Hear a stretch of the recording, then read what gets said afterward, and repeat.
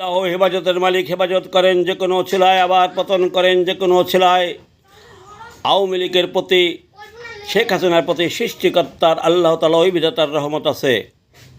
তা নাহলে পারে 12 সাল থেকে যে পদ পদবি ব্যবসা শুরু হয়, আওয়ামী লীগের বেশিরভাগ নেতা তারা হয়ে যায় মুনাফেক, বেঈমান, এজিদ লীগ। তারা শেখ হাসিনা দেশের উন্নয়ন করেছে কেন্দ্র থেকে, আর তারা এলাকায় গঠন করেছে আত্মীয় স্বজন, প্রিয়জন, প্রাইভেট লীগ। অনেক নেতা শ্বশুর শাশুড়ি সহ তার 14 গোষ্ঠী নেতা এখন বর্তমানে কেউ নাই। তাই আওয়ামী লীগ ঘুরে দাঁড়ানোর কথা না আল্লাহর রহমত ছাড়া। বর্তমানে যারা কর্মী 90% শুধু অবহেলিত ছিল।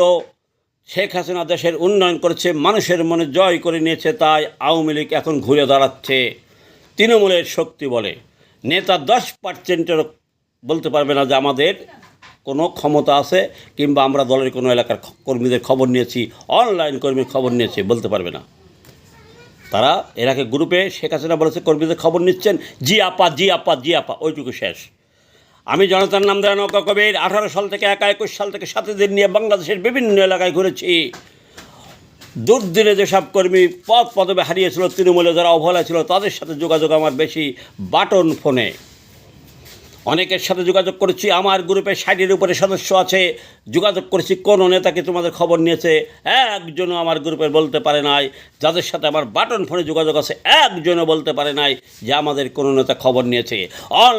লাইনে যারা 5 আগস্ট থেকে আছে, আমার যেটা আগেকার যে আইডি ছিল কবির হোসেন মুন্সি খেয়ে নিয়েছে, ওই আইডিতে যোগাযোগ করেছি, বাটন ফোনে অনেকের সাথে যোগাযোগ করেছি, বলেছে না আমাদের কোনো খবর নেয় নাই। মুষ্টিমে 2-1 যারা অনলাইনে কর্মী, মুষ্টিমে 2-1জনকে কেন কোনো নেতা খবর নিয়েছে, আর বাদ বাকি কেউ খবর নেয় নাই। কিন্তু তারা গ্রুপে ঠিকই শেখ হাসিনাকে বলেছে জি আপা, জি আপা, জি আপা।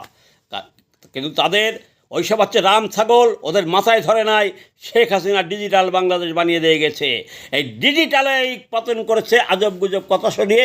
আবার এই ডিজিটালে ইনশাল্লাহ শেখ হাসিনা ফিরে আসবে। তবে দলের এবং দেশের জন্য যারা ক্ষতিকর তাদের চিহ্নিত ইনশাল্লাহ হয়ে গেছে। তাদের সার ইনশাল্লাহ যারা বেশি অন্যায় করেছে, মানুষ মাত্রে ভুল হয়, খারাপ না ভালো বেশি তা বিবেচ্য বিষয়।